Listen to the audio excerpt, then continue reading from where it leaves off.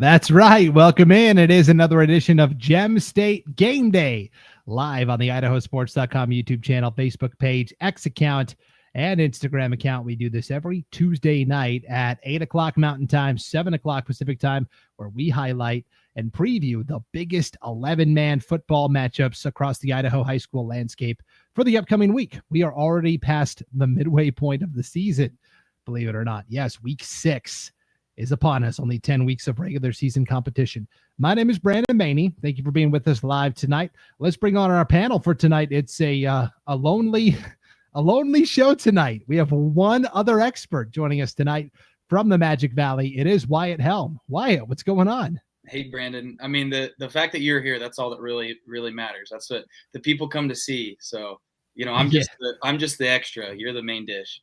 Yeah, I'm not sure about that. But you must have drawn the short straw because now you have to listen to me talk for like an hour. So yeah, there we go. Yeah. Well, as you are hanging out live tonight with us here on IdahoSports.com, again, we are on the YouTube channel, Facebook page, X account, and Instagram account. We want to hear from you, the fans.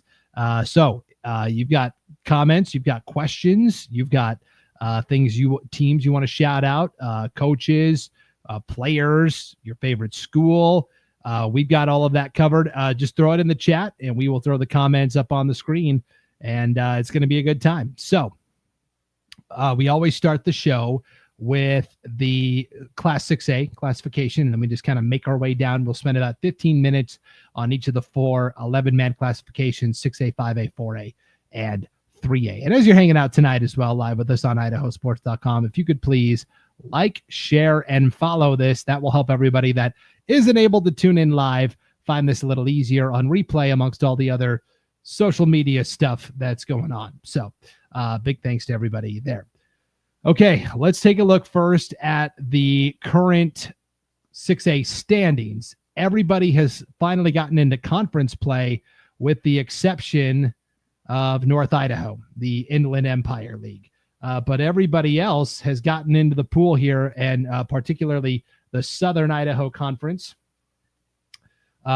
which we'll talk about here in a second, the Foothills and River Division. But first, East Idaho Highland opens up conference play with a nice victory over Thunder Ridge last Friday on IdahoSports.com. This was a game that kicked off super late, Wyatt, an 8:30 kickoff because prior to the game, Thunder Ridge spent time honoring and memorializing Tanner Scoresby, who had just graduated from Thunder Ridge the year prior, only 18 years old, passed away after a long battle with cancer. So they kind of had a celebration for him, and then they kicked the game off at 8:30. So it was a late game last Friday night. Highland got the win. They're 4-1 overall, 1-0 in the conference. Thunder Ridge still a very good 2-2. They pushed Highland for a little bit in that game. If they played in any other conference, I'd give them a pretty good shot. Rigby's 3-1. They were off following that loss to Bishop Kelly, and Madison is now 3-2. Then we see the Southern Idaho Conference standings here. I'll make this a little bit bigger for the folks at home. How about that?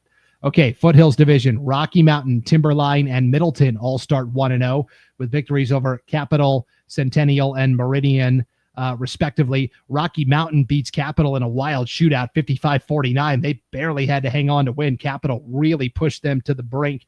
And then you look at the River Division, the other division in the SIC, Eagle, Owyhee, and Mountain View all start 1-0. I don't think any surprises there. Boise, Bora, Cuna, all 0-1. And then North Idaho still kind of hanging out, doing the non-con thing. Coeur d'Alene, Post Falls, both 2-2. Lake City behind it, 0-4. They're going to have to run the table if they really want to have a shot at a playoff berth this season. So those are the latest standings. Hey, we've already got a 5A comment here from Kevin Buckout. Let's go Sandpoint. Yeah, I saw Sandpoint with my own eyes last Thursday night. I got a lot to say about the Bulldogs. They looked pretty darn good. But in terms of what's going on the 6A landscape, let's take a look at the Friday Night Flash. This is our live and real-time updating scoreboard at IdahoSports.com. We had a slight snafu last Friday where we weren't getting too many scores in because we were all busy. That will change this Friday. We'll be back at it, getting all of the scores for everybody on Friday night. First thing we got to do, though, is check and make sure there aren't any Thursday night affairs, because there always seem to be, especially in that SIC. We've got Boise and Bora playing at Donna Larson Park there at Boise State University, and a really fun non-conference game at the University of Montana in Missoula. Rigby is going to play Lewiston in a 6A, 5A matchup. I was there last Thursday for Pocatello and Sandpoint. We'll see how Rigby does coming off the bye there with Bishop Kelly. Any of these two games you want to highlight here, Wyatt? Yeah, and I think part of the reason they play on those Thursdays at Donna Larson is because most of those Boise schools don't have a football field.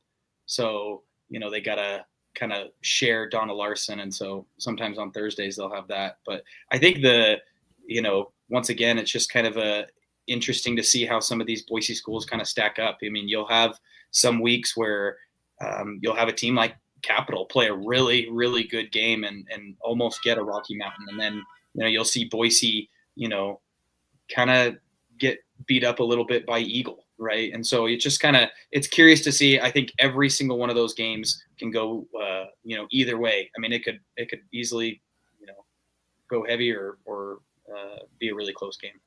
Boise and Bora, one of the oldest rivalries in the state. I believe the two oldest public schools in Boise. I could be wrong on that. Somebody let me know in the comments. And the winner or the loser of that's going to be 0-2 in divisional play, which they're really going to be behind it. So, that'll be an interesting one for sure. And then as we go to the Friday slate, this is when everybody else will be playing. No Saturday games this week on the 6A side. Here's what we got. Up north, Lake City is going to host Eisenhower High School from Washington. Coeur d'Alene is going to host Sandpoint as well, and Post Falls will travel to Eastern Washington University in Cheney, where they will play Glacier Peak High School, which is kind of over, not quite to Seattle, but close to that Western Washington area. So those will be three really good non-conference games up north. For the 6A SIC, you've got Timberline and Capital, Rocky Mountain and Centennial, and Middleton and Meridian from the River Division. From the Foothills Division, from the River Division.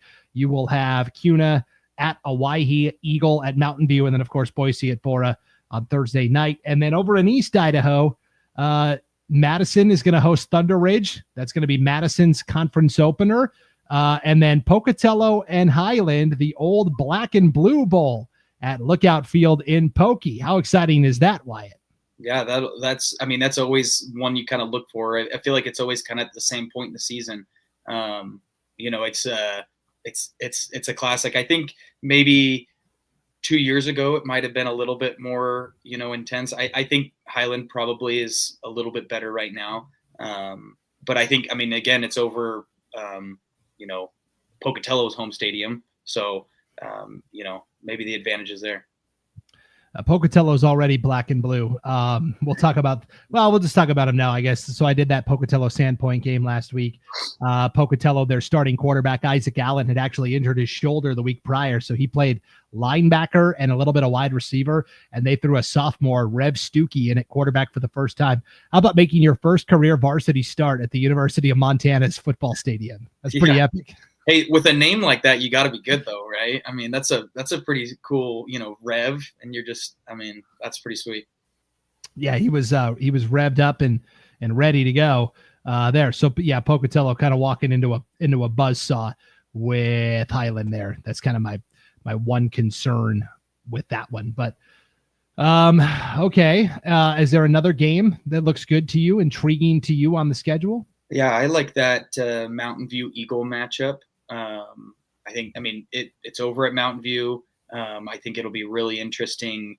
Mountain View, I did see him in person at the Rocky Mountain Rumble. They played a pretty good Farmington team, came down to the end, but have played really good as of late. Had a really resounding win last week against CUNA. CUNA was never really in the game. And then they played Rocky Mountain really tough, 10-point game 2 weeks ago. Eagle, the last couple of years, has kind of been the top of the class. So a really big, good opportunity for Mountain View to kind of get up there. And again, Eagle to kind of, maybe continue to establish dominance if they can stay on top. They with the running game that Eagle has, and it's going to be really important for them to try to get away maybe a little bit early and try to get up on top, because Mountain View's got a lot of good receivers. They got a quarterback that's willing to throw it. They've got some really good, fast receivers. They've got big-bodied receivers. So I think if it's an Eagle win, they get out early. If it's a Mountain View thing, I think they have the advantage maybe in a shootout. Yeah, Eagle is they're 4-0, but they have not played necessarily the most rigorous schedule of all time yet. So this game, and then honestly after this, I don't know if they'll get challenged again until the SIC championship game, potentially, if they win this. So that's going to be interesting to see. The game I'm really excited about is Timberline and Capital. All right, Capital just played Rocky Mountain, the quote-unquote best from that division, and gave them all they could handle and then some. Now it's Timberline, the other kind of co-leader, along with Rocky Mountain there at the top. So can Capital, they've been so close this year a couple of times, can they finally break through? That Timberline defense has been very stout. Again, they haven't played as rigorous of a schedule as like Rocky Mountain has, for example.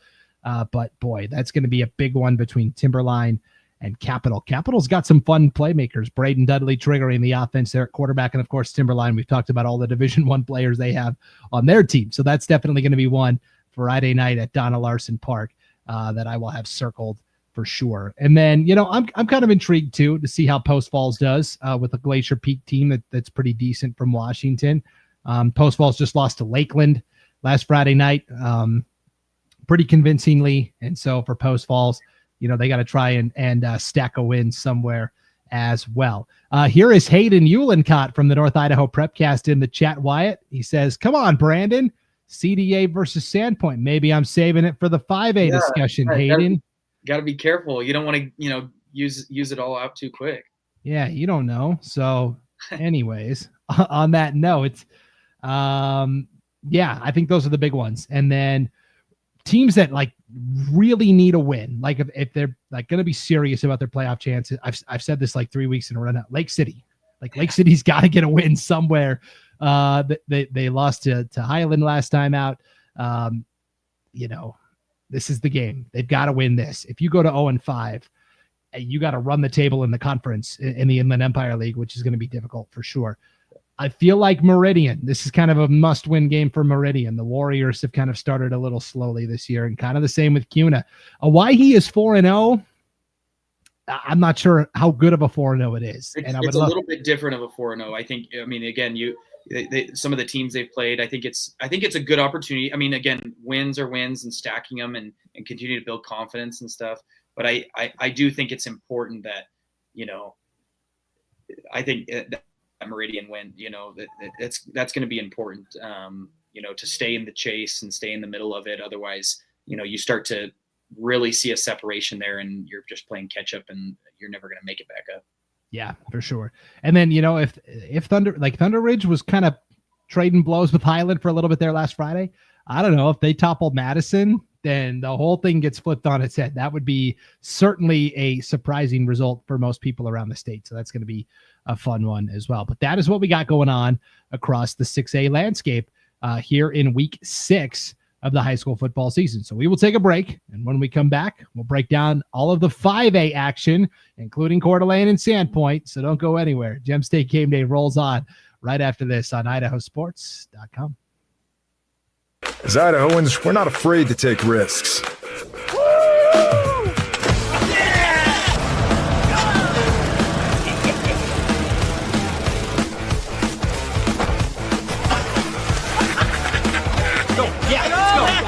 All the way. Go. All the way now.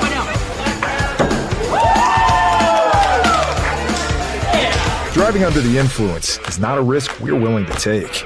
Be around to do more of what you love.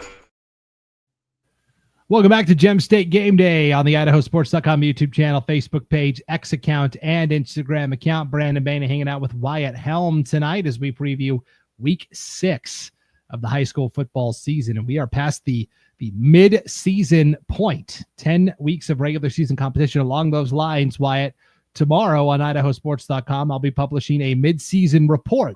I went back and looked at the preseason coaches polls, kind of combined with my own personal opinions of how I thought things would shake out for every classification in Idaho prior to the season. And I kind of put them in tiers based on how I thought they would be coming into the season. And basically I say, here's what we got right. Here's what we got wrong so far, because there have been some really fun stories, especially I think at the 5A level. teams like Century, teams like Ridgeview, Columbia, even Skyview has been pretty feisty this year. We were wrong on a lot of things, coaches and media combined. So that'll be tomorrow on IdahoSports.com. That'll be a fun little mid-season report that everybody can read. But let's take a look at the 5A standings. Great Basin Conference over in District 4. Minico and Twin Falls sure look like they're coming down the track towards each other. They're both 3-1 overall. They're both 2-0 in the conference. They play right at the end of the regular season. Canyon Ridge is 1-1, but just 1-4 overall. And then you've got Jerome, Mountain Home, and Burley, all a combined 0-11. Now, they're all going to play each other at some point, so somebody's going to get some wins there, but it might be too late already for some of these teams, even with 16 teams getting into the playoffs. No, it's true. I think it's for a few years now been kind of the Minico Twin Falls show. I mean, I think it's been Jerome back in 2020 was the last time someone other than two of them had won the conference, and it's kind of just, and it is kind of nice they put that game at the last of the year so they can kind of wait for that to be the conference championship. Yeah, it's kind of the de facto Great Basin Conference title game. Twin Falls, let's not forget, could be 4-0. They played Sandpoint in that season opener. It was in overtime. They went for the 2-point conversion in the win. They could have kicked the extra point and gone to double overtime, and that's their only loss. So I think Twin Falls is kind of still below the radar. They're not getting a lot of hype and a lot of respect statewide. High Country Conference over in District 6. Hillcrest leading the way at 2-0 in the conference, 4-0 overall. Wins over Skyline, and I'm trying to remember who they played prior to that. I think it was Idaho Falls or Bonneville. Sorry, it was Bonneville in the annual Civil War game, and then they played Skyline last Friday in that wild game. Hillcrest was a big. Skyline had that huge fourth quarter comeback. They fall one score short, so Hillcrest gets the win there. Skyline, meanwhile, it's their first loss of the season. They're 3-1 and 1-1 in the conference. Bonneville rebounds with a nice win over Idaho Falls last week. They're 1-1 in the conference. Shelley 0-4. They haven't dipped into league play yet. And then Blackfoot is, they're 2-2 overall, 0-1 in the conference. The loss was to Skyline. I think Blackfoot will climb up the standings as the season goes along. And then the Tigers from Idaho Falls kind of rebuilding. They are 0-4 there. District 5, the Southeast Idaho Conference, Century continuing to lead the way, 5-0 for the first time, I believe, since 2002, 2003. It was a long time ago, and that was back when Century won back-to-back titles, right? Yeah, they won a couple titles back-to-back there. My high school coach was actually the quarterback of those teams. So I remember Jordan Coffin. It's the son of Coach Coffin at Valley View. He was the coach at that time at Century and then went over to Valley View. But I mean, that's the last time I remember Century, or hearing about Century being really good. Yes. Preston is 2-3. They went to Burley last Friday and got a gritty road win by one score.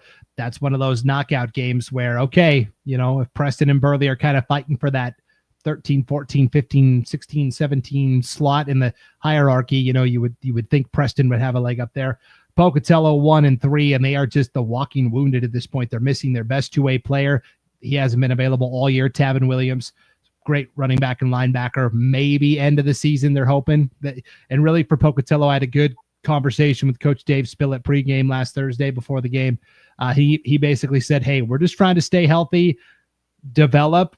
They're starting 4 sophomores and a senior on the offensive line. They're counting on sophomores at wide receiver and at quarterback, like I said, with Stookie, and a lot of sophomores playing on defense. He said, we haven't been this young in a long time.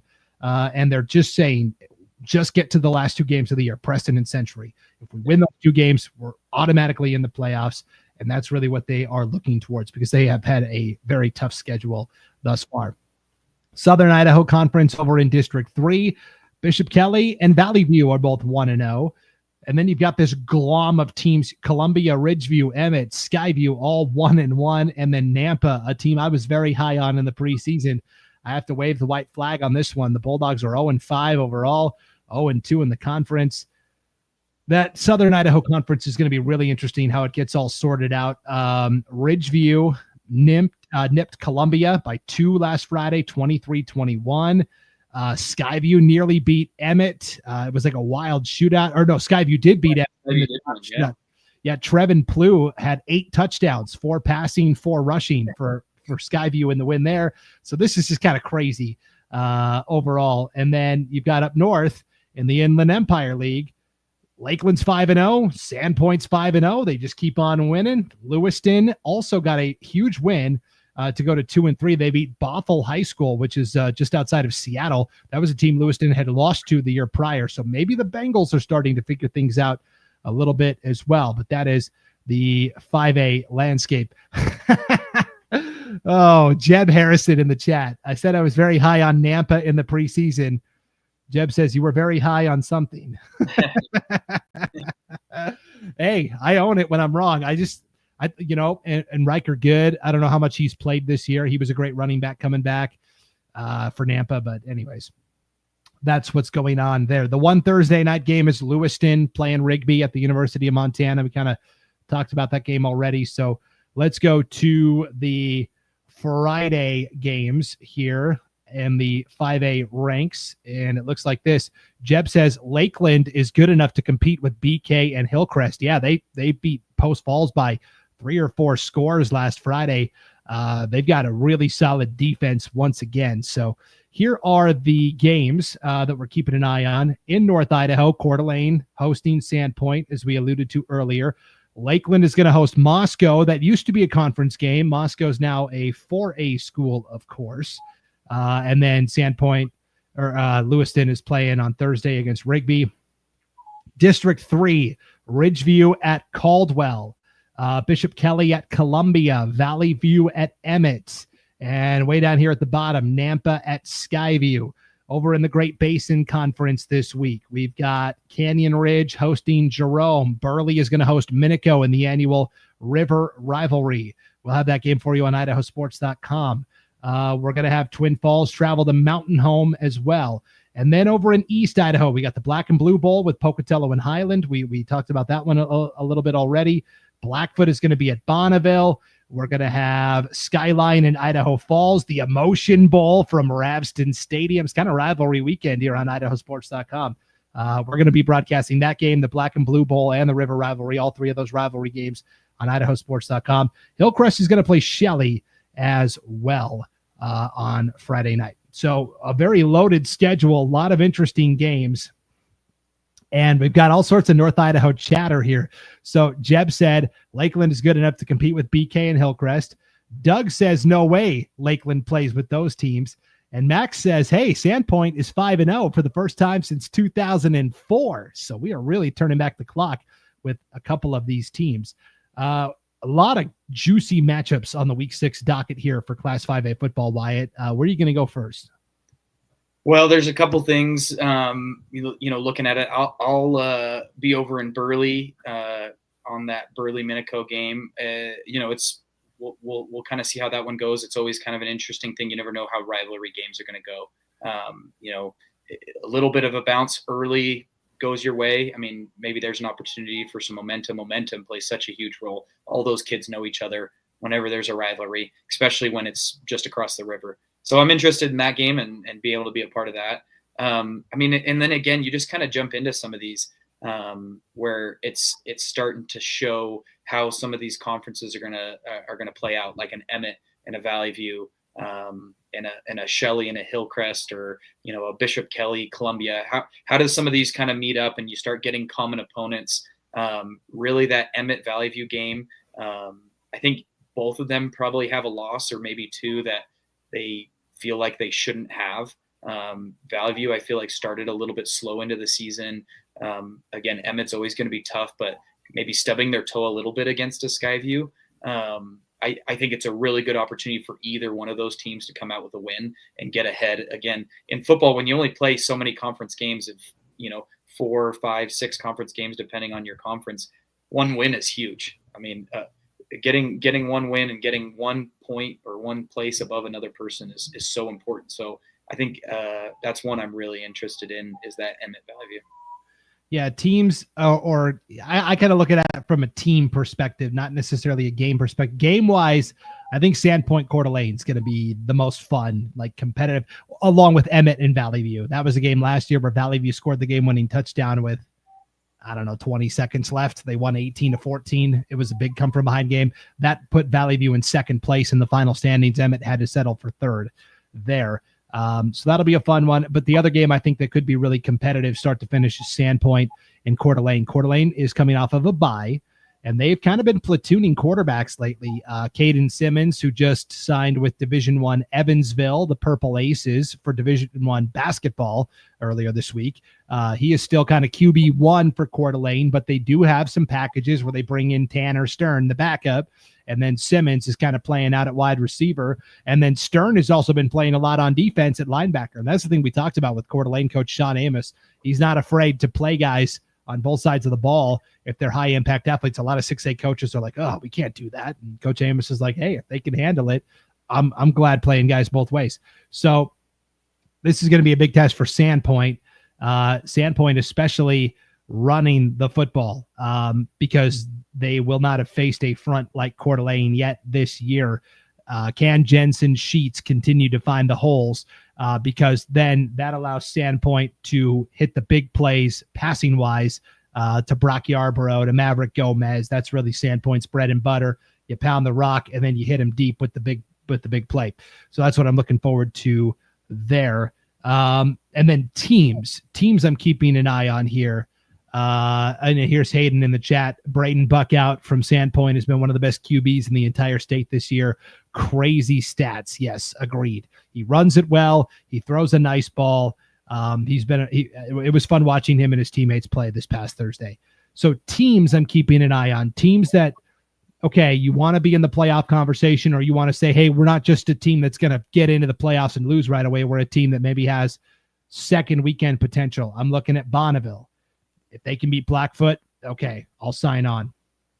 I'm looking at Columbia, right? If Columbia can beat Bishop Kelly or even push Bishop Kelly, okay. I already feel pretty good about Columbia, but that would bring them up a notch in my estimation. I'm looking at a team like Canyon Ridge. Okay, Canyon Ridge, it's the opposite. Not only do you have to beat Jerome, but if it's a close game, okay, I'm not feeling so great about Canyon Ridge anymore. They have to come out and set the tone and show that they're the better team. No offense to Jerome. They're just having a hard time right now. And then same thing with Shelley. Shelley has played a very difficult non-conference schedule so far.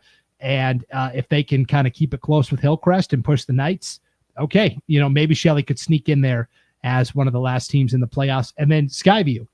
Okay, Skyview, you got a huge win over Emmett last week. You cannot stub your toe against Nampa this week. That's kind of I'm going back to the Nampa Bulldog well here. That's kind of my upset alert for this week, as it were. So, yeah. Oh, perfect. I really like it. I think you're spot on with a lot of those. I think, like you said, I am starting to feed on some of that Columbia talk. I mean, again, that's such a tough conference. I mean, you look at some of the standings, and I get they're only, some teams have only played a couple, but I mean, you start thinking of, you're like, okay, Columbia is a playoff team. Okay, Emmett's a playoff team. Okay, Valley View's a play. I mean, there might be one or two of those guys that just miss out because they can't get a couple wins in that conference. And their record kind of goes down, or maybe they got to hope for a max prep ranking. But man, it's tough going in that District 4 and District 5, or sorry, District 3 and District 5. I mean, there's just such good teams, and just really just week in and week out in that conference, you got to bring your A game. Yeah. The past couple of years, District 3 has not been as strong, and that's allowed kind of East Idaho and North Idaho to gobble up some of those extra at-large bids. That may shift this year.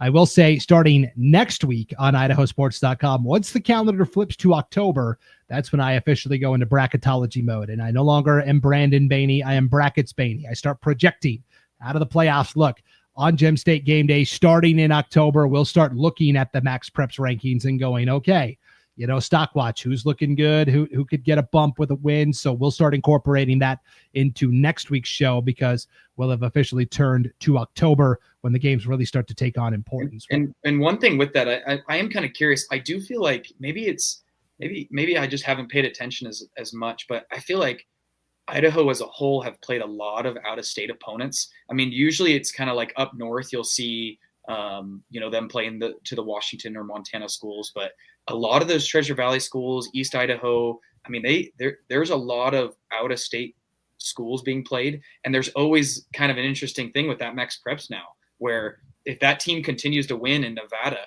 or in Utah and they get a big win, then it's, like let's say for Highland, that Skyline or Sky Ridge team, like let's say they beat Lone Peak or Corner Canyon or one of those schools. I mean, that's going to help their Max Prep rankings, and it has, and they got beat by 70 points. But I just find that kind of interesting. I'm curious to see how that kind of develops as we go into the year, where, it's a week where they beat a team soundly or something, but then they go down because they played a couple out-of-state schools that weren't successful that week as well. Yeah, and that's where I've always said this, and my dog says it too. I don't know if you can hear my dog barking. Max Preps, you want to schedule teams that are going to bankroll wins. It doesn't matter if they're bigger than you, smaller than you. You want to schedule a school, because Max Preps doesn't look at it that way. Yeah. You don't get rewarded for playing up 2 levels if you lose to a bad team that's 2 levels higher than you. You want to play good teams that are going to bankroll wins. So that's what it's looking like there. Okay, a couple of quick comments to wrap up, and then we'll move on to 4A football. We were talking about Braden Buckout from Sandpoint maybe being the best quarterback in the classification. Sean Kane from the East Idaho Prepcast says, don't forget about Tyson Sweetwood from Hillcrest, the real deal. Doug says, agreed, Sean. I'm interested in seeing Rigby versus Hillcrest and see what he does when he's forced to throw more. And then you were talking about the out-of-state games. Sean says, way more out-of-state games this year. Most ever, Brandon? I don't know. I'll try to research that. I don't know if I could quantitatively say most ever, because, I wasn't around in the 1970s and stuff, but maybe the last couple of years I can look and see how it compares. And with Sweetwood, maybe it's just he's been a quarterback for so long. We're just like, it's a given. He's that good. I mean, he was playing in the state championship game a few years ago. So I mean, it's just kind of we don't even have to say his name because everyone just knows. But if you don't know, he's really good. Yep, for sure. Doug says, talking with the Rigby faithful, they said if you don't pressure the BK QB Ben Avella, he is going to be a handful. BK beat Rigby a couple weeks ago. So Jeb says, yes, most ever out-of-state games. And okay, there's my research, guys. Jeb said it, so thank you, Jeb. You saved me a lot of time later this week. Sean says Skyline blitzed all night against Hillcrest and still didn't matter. And then here's Kevin Buckout. Sandpoint has traveled a lot this year. Trip to Twin Falls, trip to Driggs to play Teton, a trip to Missoula, Montana last week to play Pocatello, and then they've had 2 home games. I just hope they have some good boosters that have given them some sack lunches and things to do on those bus rides, because man, that is a lot of driving. I mean, we've said it many times. There's a way to travel from the north to the south or from the south to the north. So. And unfortunately, between they and Lakeland, only one of them can win the conference. And so if Sandpoint doesn't win that, guess what, Sandpoint? You're probably hitting the road somewhere for the playoffs, but they'll be used to it. So I guess that'll be fine there. So, okay, we will take a break. When we come back, we'll talk what's going on in Idaho 4A football. We had some big matchups last week, and now we're finally getting into conference play, especially in the Snake River Valley Conference over in District 3. All these juggernauts are going to start beating up on each other. Can't wait to see that unfold and more. So don't go anywhere. Gem State Game Day is back right after this on IdahoSports.com. Once again, we have contributed to your ideal college savings program. Love, Grandma and Grandpa. Ideal. Eventually, they'll appreciate it. Awesome. Thank you. I love it. College costs money. Yeah, college costs money. Welcome back to Gem State Game Day on IdahoSports.com. We are taking a look at the 4A landscape. Brandon Baney here with Wyatt Helm on the IdahoSports.com YouTube channel, Facebook page, X account, and Instagram account. We were talking, just to wrap up the 5A conversation, Sandpoint and all the road trips they've taken. I said they had 2 home games. They've only had 1 home game. I misspoke. They went to Wenatchee too. Yeah, they played Davis High School from Yakima, Washington, in Washington. So Sandpoint, 4 of their 5 games have been on the road so far this year. And for Sandpoint, now they've hit the gauntlet. The last 4 games of the year for the Bulldogs are Coeur d'Alene, Lake City, Lewiston, and Lakeland. So, you say now they hit the gauntlet. I mean, geez, I want to see what their strength of schedule looks like compared to some of these other schools. Yeah, we'll start digging into that data next week here on Gem State Game Day. Let's take a look at the 4A standings here in football. Starting up north, Moscow, they lost that season opener, and then they kind of quietly reeled off 4 in a row. So they're 4-1. Bonners Ferry is 3-2. Another big game from Moss at running back last week. He carried it, I think, another 30 times for like 200 some yards. That is their attack. Timberlake 0-5. They lost that crazy overtime game to Kellogg where Kellogg basically scored as time expired in regulation, and then Kellogg beat him in overtime. It was a crazy game there. Over in the Mountain Rivers Conference, District 6, Sugar Salem's 4-1. Teton is 2-2. South Fremont 2-3. Sawtooth Central Idaho Conference, District 4. Filer beats Wood River pretty easily. First conference game of the year. Buell, Gooding, and Kimberly all get going in the back half of the schedule. Buell and Gooding are both 3-1. Kimberly's 2-3. I would still argue Kimberly is the best team in that conference, despite the 2-3 record. The 3 losses have been to Fruitland, Homedale, and Sugar Salem. And as you can see, those teams are a combined 12-1. So Sugar suffered their first loss of the season to Star Valley from Wyoming 2 weeks ago. And then they beat Kimberly this past Friday. And then the Snake River Valley Conference, Fruitland and Homedale are both 4-0. McCall, Donnelly, and Payette are both 3-1. Payette finally lost a game, finally allowed a point. So now they're allowing 6.5 points per game this year. Really hurt the old average for the Pirates there. Coal Valley Christian very quietly is 2-1.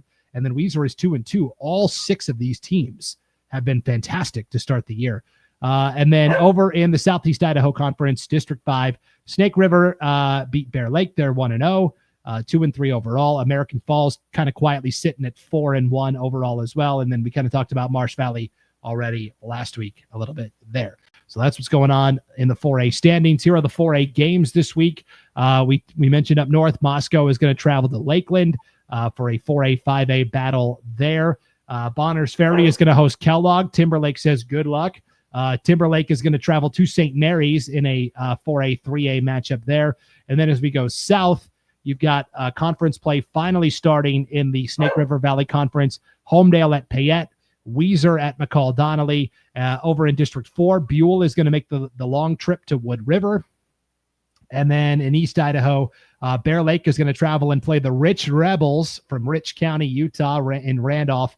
And South Fremont is going to be at American Falls. So that is the Week 6 landscape for 4A football.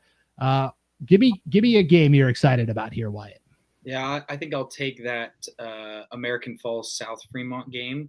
I think I kind of like how you said maybe a little bit secret kind of, or quietly, American Falls at 4-1.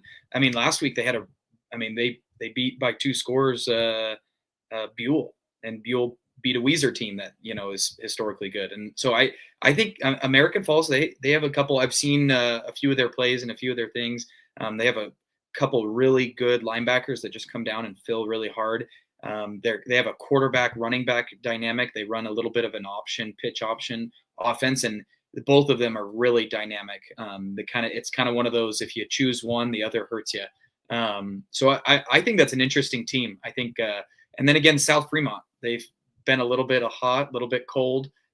Last week losing to Snake River, but again, they have a good win against a West Side team. They've played a couple tough teams. So I think that game being over in American Falls, I'm definitely going to lean probably American Falls. But if it's a close game, maybe that tells you a little bit more about South Fremont. And again, I think American Falls is just trying to gain as much momentum as they can before they get into those against playing Snake. I'm going to assume that that's probably going to come down to the conference championship game, is that American Falls Snake matchup. Yeah, that's probably the way it's going to go. I've just by luck of the draw the last 2 years, I have covered American Falls' playoff opener. 2 years ago, they had to go to Timberlake in the opening round. It was a young team, a little jittery. They ended up losing. But last year, they came to Moscow for the opening round of the playoffs. They were a year older. They were a year stronger. They pulled that first round upset. It was their first playoff win since 1995. So I'm very much looking forward to seeing American Falls for the third year in a row in the opening round of the playoffs. This team believes. They've got some dudes. Ty Smith is maybe the best defensive player nobody ever talks about. He's a fantastic linebacker for American Falls. Zach Grigg is fantastic. Last week, against Buell, they scored a defensive touchdown. It was kind of the turning point in the game. Zach Resendez stripped the Buell quarterback, and then Ty Smith scooped it and scored it. A big defensive touchdown for American Falls there. So, and South Fremont, they lost to Snake, but it was only 21-8. So I feel like they had some opportunities and some chances. So big opportunity for South Fremont, certainly. Moscow goes without saying. If they go beat Lakeland, okay, we'll start paying attention. Moscow is a little banged up. They were a little banged up last year. We're able to overcome it. And let's not forget, they're playing a freshman at quarterback in Wyatt Cross, who's just still kind of learning on the job. The game, of course, though, that I'm most excited about is Weiser and McCall Donnelly. This is the game. This is what we call a separation game. This is going to create some separation in the standings. I've seen McCall Donnelly with my own eyes. I really like what Coach David Joyce is doing with those guys. Gunnar Newman was an all-conference tight end. Hey, you're 6'2", 6'3". We're going to put you at quarterback. You got a howitzer for an arm, and you can run people over in the run game. And oh, by the way, he's still racking up sacks and pressures at defensive end as well. Joker Joyce out on the perimeter. They've got some other playmakers. Colt Value at running back is a really fantastic player. And then Max Stoddard, this wide receiver that not a lot of people are talking about. So McCall's got a lot of weapons on offense, but defensively, that front seven, that defensive line is no joke with Gunnar Newman at one defensive end. You got Tellerin at the other defensive end, and then a couple of really big defensive tackles. So Weiser's strength typically has been running the football. I really can't wait to see how Weiser's O-line stacks up against McCall Donnelly's defensive line. I think that's where that game could be won, in the trenches there. Yeah, it's kind of interesting to see how McCall is turned into what Teton kind of looked like. I mean, he does a really good job of getting his athletes the ball in space, and then on offense, he really relies and puts a lot of guys in the box and kind of plays a cover one and says, hey, I'm going to man up your guys. My guys are going to take away the run. And it's interesting. I enjoy seeing that. And I think it's maybe going to be a little bit different for some of those teams that historically have seen some of those McCall teams. So, again, it's Weiser going up to McCall. McCall has a really beautiful stadium up there in the trees. It should be really an interesting game. I think it's going to tell you a lot about how that conference is going to finish out, right? Who's going to be one of the teams that are going to play, those Homedales or Fruitland's tough, and which one might be the odd man out. Yeah, I think they all get into the playoffs. But you want to be playing at home, not having to go on the road somewhere. Jeb says in the chat, American Falls has good things going this year or next year. They have a great chance to be district champs. I think if you ask Jeb, I think he would still lean towards Snake River this year. Maybe. I don't want to speak for Jeb. He can let us know, certainly. And then, the last name Harrison, of course, Jeb Harrison, and Tom Harrison, the legendary coach at Weiser. Jeb says, Tom says McCall Donnelly has some pretty handsome players, meaning that they passed the eye test. He says it's going to be a tough game both ways. So gotta love that for sure. So yes, I think those are, and then, Payette. Payette's gotten off to a great start. They did last year too, though. Let's not forget, and it was against a very weak schedule. But if they come out and play well against Homedale, it's another one where I'll start to pay attention a little more to the Pirates and what they got going on there. That's it. That's what's going on at the 4A. It's kind of a lighter schedule. This is the smallest classification in the state of Idaho as well. So we'll take a break and we'll come back, and maybe I can get my dog to stop barking. 3A football is going to be up next here on Gem State Game Day on IdahoSports.com. As Idahoans, we're not afraid to take risks.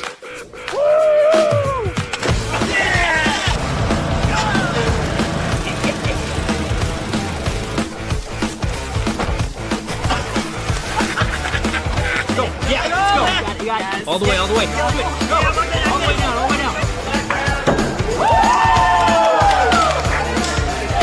Driving under the influence is not a risk we're willing to take. Be around to do more of what you love. Welcome back to Gem State Game Day, live on the IdahoSports.com YouTube channel, Facebook page, X account, and Instagram account. Brandon Baney hanging out with Wyatt Helm tonight. And our last classification of the night, Class 3A football. Here's where things stand in the standings.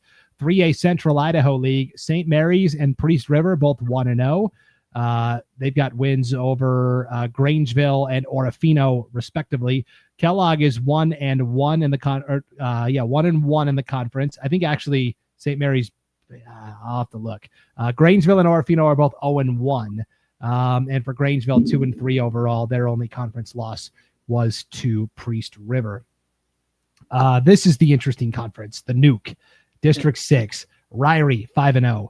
North Fremont, 4-0. West Jefferson, 4-0. Salmon, they beat my alma mater last week, Wyatt. Stevensville High School in Montana took care of those Yellow Jackets. So they're 2-3. With a win over Orofino this year as well. And Firth, man, it's been a long time since we've seen Firth at the bottom of the standings at 1-4 overall. That was one of the teams I was wrong about in the preseason. They lost that first game to New Plymouth, and I thought, okay, maybe that's just a weird, but they just haven't quite been able to string together that success we've seen from them the past couple of years. Southeast Idaho Conference, Declo is still 1-0 in the league with that win over Aberdeen a couple weeks ago. That's it. Nobody else has played in the conference. Westside is now 3-1 over, should be 2-1, I think. They beat, they didn't play last week. They were supposed to play Star Valley, and then Soda Springs ended up playing Star Valley for some reason. The Cardinals lost that game. Malad's 2-2. Aberdeen's 2-2. Still a lot to sort out in that conference. Western Idaho Conference over in District 3 as well. Nobody has played any conference games yet. I still think Nampa Christian is the best team. They're 2-2. Marcine is 2-2. New Plymouth is 3-2. Parma's 1-3. Melba is 0-4, but I will say that 0-4 is losses to Aberdeen and Ryrie, and then 2 4A teams. So yeah, Melba's 0-4, but I still need a little more data on them to see where they're at kind of in the overall. And even then, last week they played Declo, pretty tough. It was a 2-score game, I think. So that's kind of an interesting cross conference game. Yeah. Sorry, that's what I meant. They've lost to Declo and Ryrie, the 2 3A teams, and then they've lost to 2 4A teams as well. Hayden Humphrey in the chat. Hey, this guy would know because he's the head football coach at St. Mary's. St. Mary's beat Kellogg. Okay, thank you, Coach Humphrey. I knew it. I couldn't remember it and keep it all straight in my head. So that was a big win for the Lumberjacks up north, certainly. And Jeb says Firth has figured out a ton of ways to beat themselves. That happens sometimes in high school football, unfortunately. So those are the standings. Here is the 3A schedule for week 6. We've got so many. Geez, if I could just get this to stay on. There we go. Here's what we got. Up north, we talked about it. Kellogg's going to travel to Bonners Ferry. Kellogg, maybe a little wind in their sails after that overtime win over Timberlake last week. Also up north, St. Mary's is hosting Timberlake. Timberlake is 0-5. They did get their best offensive player back last week, running back Weston Herbert. He had missed a couple of games with an appendectomy, so it's great to see him back in the fold. But this is another big opportunity for St. Mary's to keep the ball rolling. Really interesting non-conference game in Nampa. West Jefferson is going to play Grangeville, kind of in a meet in the middle type of game. And I don't know, maybe West J's favored in that game now, the way Grangeville is kind of taking it on the chin the last couple of weeks. Grangeville lost to McCall Donnelly last week. And then Orofino is going to be playing Columbia High School in Washington this week as well. As we head south, over in District 3, Melba hosting New Plymouth, conference opener for both of those teams. Marcine is going to travel to Parma as well. And then as we go to East Idaho, you've got Ryrie at Firth, Salmon at North Fremont in the Keith Director Bowl. Keith Director was North Fremont's coach last year. Now he's the coach at Salmon. You've got Malad at Soda Springs and Declo and Westside, the game. I think I know where you're going to go here, Wyatt, but give me the 3A game you're most excited for. Yeah, it'll be interesting. I'll have to keep my ear out of the booth when I'm over at Burley, see if I can hear the game going on over at Declo. It's not too far down the road, but that is history will tell you pretty easily that's I guess it's over in Westside. Never mind, it's not in Declo, so I won't be able to hear it. But history will tell you. Those are multiple state championship games have been played there. Multiple semifinal games have been played with those two teams. I think it's a little bit different of a year for both of those teams. Both teams graduate a lot of guys. I think we've heard both of their coaches kind of say it's a little bit different of a team. I know Declo has a sophomore quarterback, and it'll be interesting. I think it'll really come down to which team executes the best, which I know is a given. But again, if you kind of have some of these newer kids, maybe some of these kids that haven't had the varsity experience of 2 or 3 years playing, when you're in that high pressure environment, which team is really going to execute in the clutch and be able to score when they really need it. Yeah, and of course the schedules are somewhat fluid this time of year. So I'm not sure if Orofino is still playing Columbia or not. And it looks like Filer maybe picked up a Saturday game with Battle Mountain High School as well. That was not on our radar. I think that's a Marsh Valley. When they lost that game, I know Filer was saying they needed that. That was their homecoming game, so they were trying to look for another game. Yeah, that's really made my life a little more difficult here, trying to figure out every week, okay, what games got added, what games got taken away. So, excusing the Orofino matchup there. Obviously Westside Declo is the premier game. I'm excited to see New Plymouth and Melba as well here. Melba, if they're 0-4 and they go out and beat New Plymouth, okay, I think Melba's pretty legitimate. No, I think you're right on. I think Melba has a good opportunity. Again, we've said this a few teams. They have a sophomore quarterback as well. It'll be interesting. Again, New Plymouth with a new coach and younger coach, and you get into some of these conference games, it's going to be really important, like we've talked about, to stack some wins. I like what you said too about that West Jeff Grangeville game. I was talking with a parent of a West Jeff kid not too long ago, and I think he was pleasantly surprised with how the team's doing. He was kind of talking about how he felt like they've had better athletes maybe in years past, but this team's just really gelling together at the right time and bought in, which I think is the perfect example of how football works. You could have the better athletes, but the better team is always going to be the one that wins. They just have a belief this year that they've got the pieces in place. And neutral site game at the Bulldog Bowl at Nampa High School should be a fun game there between West J and Grangeville. Sam in the chat says, I know we're talking about a different classification now, but I got thinking, when was the last time Sandpoint beat Coeur d'Alene? Anyone know? I saw 2004, but not sure if anything in recent years past. I think Sandpoint beat Coeur d'Alene just a couple of years ago, Sam. I'll do some research on that real quick while Wyatt gives us one more game that he's got an eye on. Or maybe some teams that are on the playoff bubble that you're looking to maybe prove themselves. Yeah, I think there's a couple in there. You see a team like a Malad picked up a win last week. You can't stub your toe against a team like Soda Springs. It's going to be really important for them to, try to keep up with some of those top people in the conference. Maybe get a win against whether it's a Declo, Westside, or an Aberdeen. And then you look at the Ryrie, North Fremont. Again, you look at that Ryrie, North Fremont, West Jeff, all doing really well in District 6. I mean, the train's coming down the tracks for all three of those teams to kind of match up and meet each other. How does that Ryrie, North Fremont look as you start to kind of get some common opponents? Okay, well, this team beat them by 2 touchdowns and this team beat them by 4. I think that'll be interesting and a good opportunity for some of those teams to get a couple wins.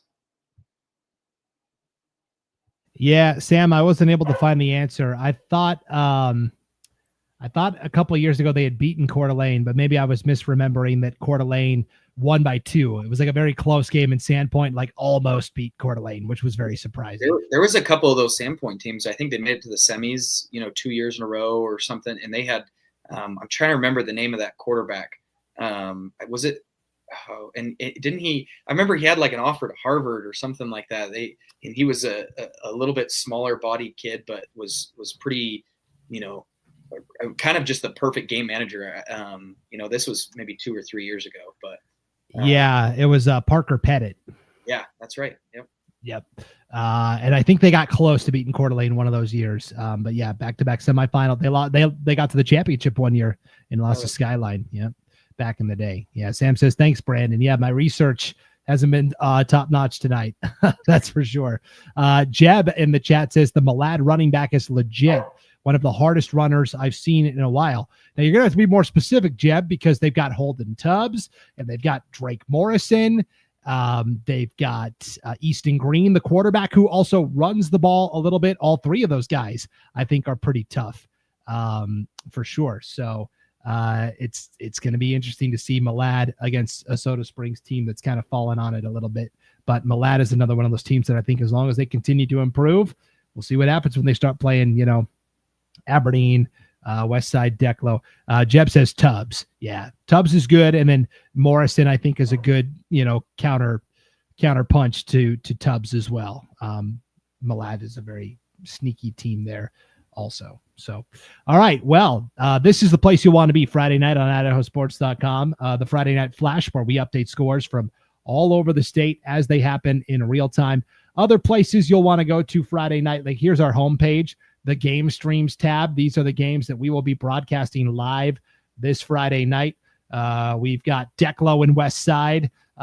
We've got the 3 rivalry games, the Black and Blue Bowl, Highland and Pocatello, Minico and Burley, the River rivalry, Skyline and Idaho Falls, the Emotion Bowl.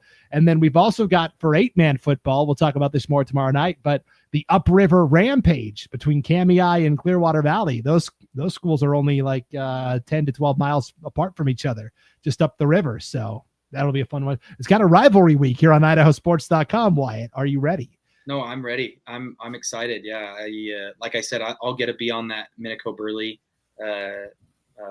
webcast, so I'm really excited to be a part of it. Yep. Here is Eduardo Paz in the chat. Coach Helm knows ball. Thank you, Eduardo. Good shout out there. Tip of the hat. Was really hoping we would get a shout out on the screen there. So there you go. Okay, so those are the games we're broadcasting this Friday on IdahoSports.com. And then, of course, we've also got our Gridiron Game Picks, our weekly contest where you try to outsmart the IdahoSports.com experts. How did it go last week in week 5? Let's check out last week's results. Wyatt, do you know how you did last week on the game? I'm so ashamed. This was the first week I missed doing it. So I'm at the bottom because I forgot to do my picks this week. Oh, wow. Let me zoom in on this so everybody can see this a little more clearly. Who's that in first place last week? Let's go. Oh, that's awesome. Yeah, and I missed the 2 Thursday night games. I didn't get my picks in time for the Thursday night game, so I could have done even better. So if you want to compete in the Gridiron Game Picks, it's right on the homepage, IdahoSports.com. You click there, you log in or sign up if you haven't logged in yet, and then you go to Submit and Edit Picks. The new weekly competition will be there for you. We are on week 6. You click Weekly Contests. You go to week 6. Select and edit your picks. It shows all of the games, and you pick who you think is going to win. For example, Grace is playing Adrian, Oregon. I'm going to pick the Antelopes from Adrian High School. That's an 8-man game. That's all you do. You click on the team that you think is going to win, and then your pick gets locked in. So it's a really fun way to tune in or to compete against us, the broadcasters and experts here at IdahoSports.com. You're getting all sorts of love in the chat here from all sorts of athletes in the Magic Valley. Joe Barrett, wonderful job. Brady Anderson, love your picks. Eduardo will be here in Helm on that broadcast Friday night, so you're definitely feeling the love over there in the Magic Valley. Yeah, let's go District 4. No doubt. Well, thank you for tuning in to Gem State Game Day, everybody. Enjoy the games this weekend. And again, IdahoSports.com is going to be the place to be on Friday night. Sorry, my dogs kept barking throughout the show. We'll get that fixed next time. But for Wyatt Helm, I'm Brandon Baney. Thanks for tuning in to Gem State Game Day on IdahoSports.com.